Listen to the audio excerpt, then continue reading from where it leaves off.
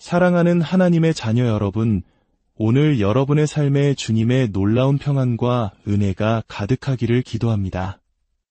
잠시 세상의 소음에서 벗어나 살아계신 하나님의 음성에 귀 기울이는 이 시간이 여러분의 영혼에 새로운 힘과 소망을 불어넣는 귀한 여정이 되기를 소망합니다. 혹시 이 말씀이 여러분의 마음에 울림을 준다면 구독과 좋아요를 통해 더 많은 영혼들과 이 은혜를 나누는 축복의 통로가 되어주시길 부탁드립니다. 여러분의 작은 손길이 누군가에게는 절실한 위로와 희망의 빛이 될 수 있습니다. 주님의 이름으로 여러분을 축복합니다. 여러분은 혹시 아담과 하와가 사과 한 알 때문에 낙원을 잃었다는 이야기를 아십니까? 참으로 안타까운 이야기입니다. 그런데 문득 이런 생각이 듭니다. 오늘날 우리는 과연 무엇과 낙원을 맞바꾸며 살아가고 있을까요? 오늘 우리는 기도에 대해, 특히 담대한 기도의 진정한 의미에 대해 깊이 나눠보고자 합니다. 성경 속 위대한 선지자 엘리야를 떠올리면 우리는 흔히 범접할 수 없는 특별한 영적 거인으로 생각합니다. 그가 기도했을 때 3년 6개월 동안이나 땅에 비가 내리지 않았고 다시 기도했을 때 하늘에서 비가 쏟아졌습니다. 실로 엄청난 능력입니다. 하지만 성경 야고보서 5장은 우리에게 놀라운 사실을 알려줍니다. 의인의 간구는 역사하는 힘이 크미니라. 엘리야는 우리와 성정이 같은 사람이로되 그가 비 오지 않기를 간절히 기도한즉 3년 6개월 동안 땅에 비가 오지 아니하고 다시 기도하니 하늘이 비를 주고 땅이 열매를 맺었느니라. 가장 중요한 구절은 엘리야는 우리와 성정이 같은 사람이었다는 부분입니다. 그 역시 우리처럼 감정이 있었고 연약함을 느꼈으며 똑같은 본성을 가진 사람이었다는 뜻입니다.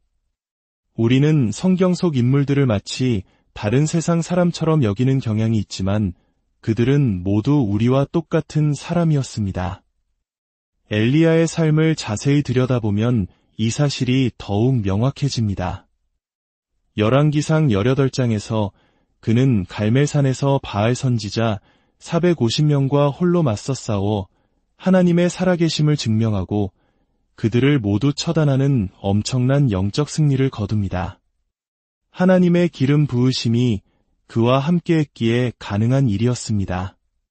하지만 바로 다음 장에서 어떤 일이 일어납니까? 악한 왕 아합이 이세벨 왕비에게 엘리야가 한 일을 모두 고하자 이세벨은 단 한마디로 그를 죽이겠다고 협박합니다. 그러자 450명을 상대했던 영적 거인 엘리야는 어떻게 했습니까?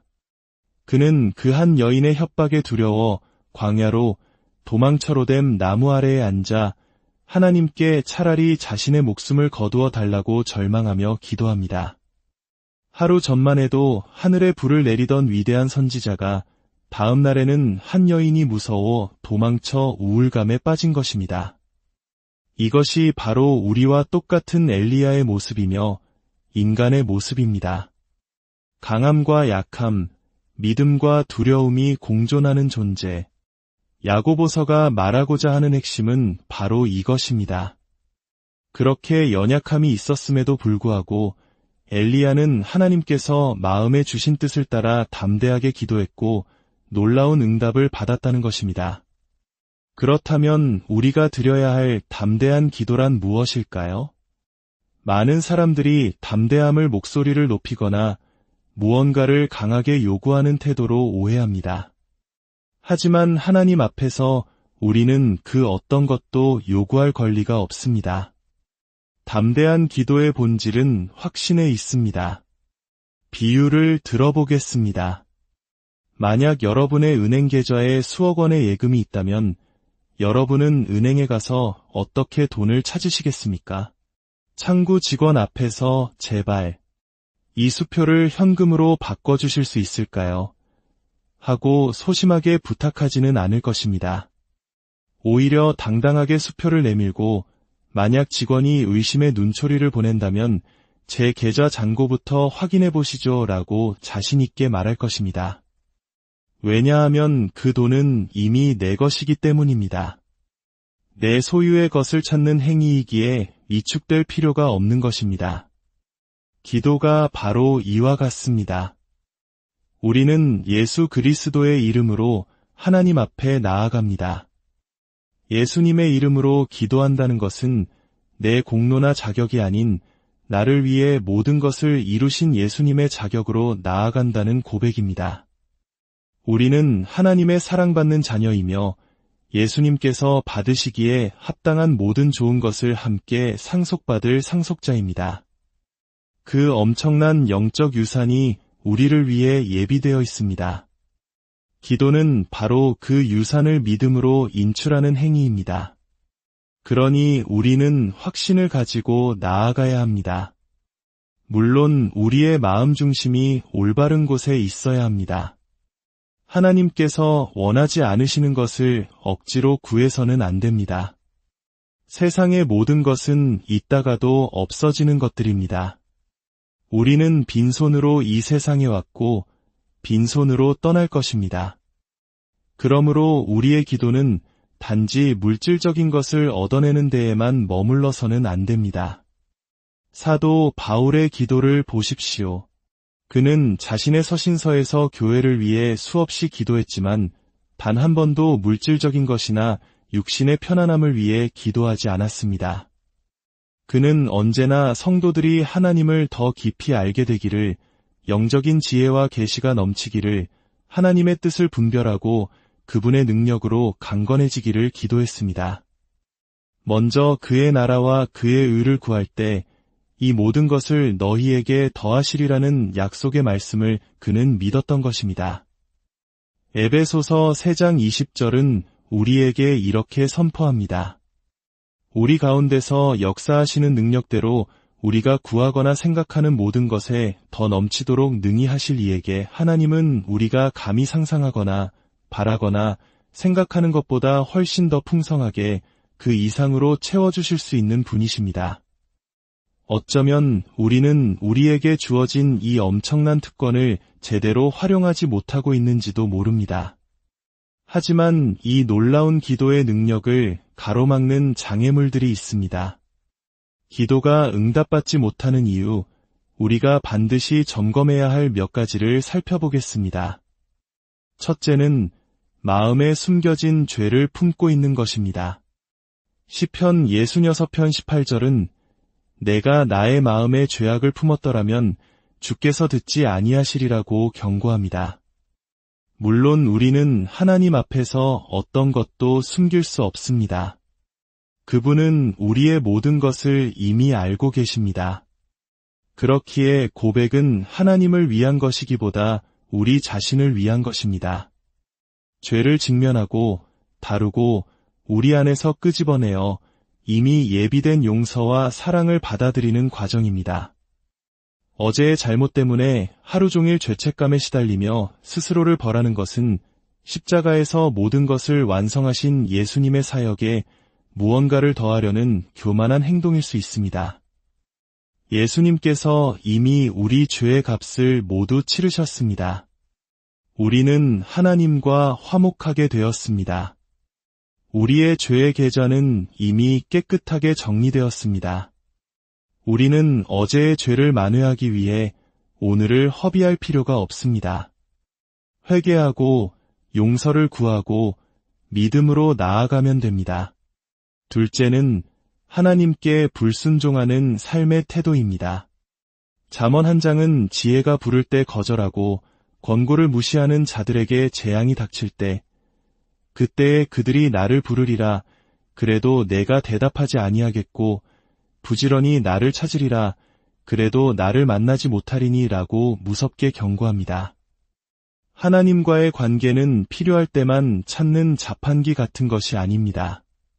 평소에는 내 마음대로 살다가 문제가 생겼을 때만 갑자기 거룩한 신자인 척하며 기도한다면 그 기도가 어찌 상달될 수 있겠습니까? 크리스천이 된다는 것은 삶의 방식 전체가 바뀌는 것을 의미합니다. 내 삶의 방식은 그대로 둔 채 그 위에 예수라는 이름만 붙이는 것이 신앙이 아닙니다. 마음을 다해 하나님께 순종하고자 하는 열망이 우리 삶의 바탕이 되어야 합니다. 이사야 한 장에서도 하나님은 말씀하십니다. 너희가 손을 펼 때에 내가 내 눈을 너희에게서 가리고 너희가 많이 기도할지라도 내가 듣지 아니하리니 이는 너희의 손에 피가 가득함이라. 그리고 이어서 말씀하십니다. 너희는 스스로 씻으며 스스로 깨끗하게 하여 선행을 배우며 정의를 구하며 학대받는 자를 도와주며 고아를 위하여 신원하며 과부를 위하여 변호하라. 하나님께서 얼마나 우리가 다른 사람들, 특히 소외되고 약한 자들을 어떻게 대하는지를 중요하게 여기시는지 알 수 있는 대목입니다. 그리고 이렇게 회개하고 돌이키는 자들에게 약속하십니다. 너희의 죄가 주홍 같을지라도 눈과 같이 희어질 것이요 진홍같이 붉을지라도 양털같이 희게 되리라. 너희가 즐겨 순종하면 땅의 아름다운 소산을 먹을 것이요 셋째는 하나님의 뜻에 맞지 않는 기도를 드리는 것입니다. 요한일서 5장 14절은 말합니다. 그를 향하여 우리가 가진 바 담대함이 이것이니 그의 뜻대로 무엇을 구하면 들으심이라. 때로 우리는 무엇이 하나님의 뜻인지 잘 모를 수 있습니다. 그럴 때는 솔직하게 아뢰면 됩니다. 하나님, 이것이 아버지의 뜻인지 확신이 서지 않습니다. 하지만 구하오니 만약 이것이 아버지께서 제게 주시길 원하시는 것이 아니라면 주지 마옵소서. 오직 아버지의 뜻이 이루어지기를 원합니다. 하나님의 뜻을 구하는 것을 두려워할 필요가 없습니다. 하나님은 우리에게 가장 좋은 것을 주시기 원하시는 사랑의 아버지이시기 때문입니다.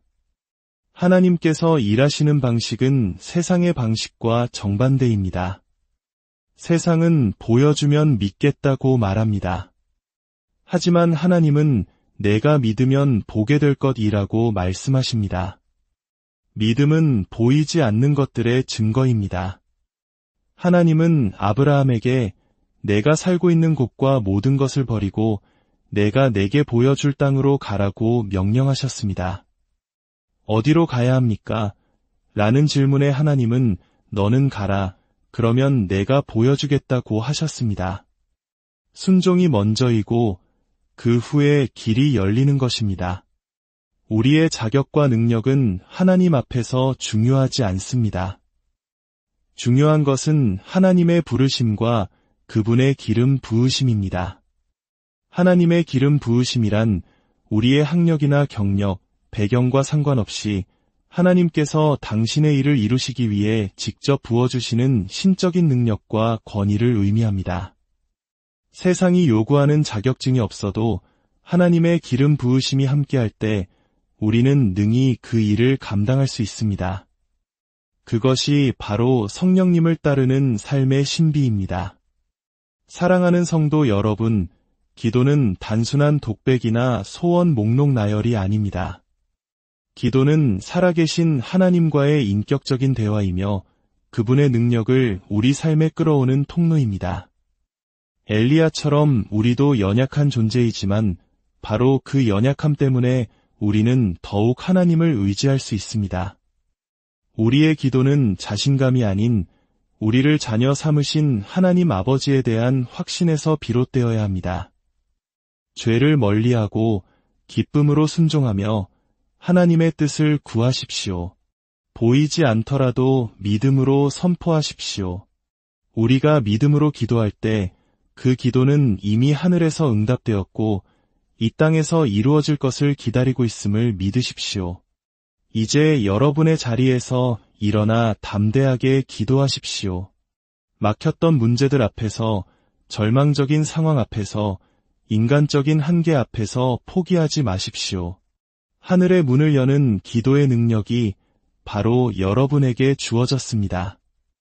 여러분의 기도를 통해 하늘의 문이 열리고 하나님의 놀라운 능력이 여러분의 삶과 가정, 일터와 이 땅 위에 충만하게 임하기를 예수님의 이름으로 간절히 축복하고 기도합니다.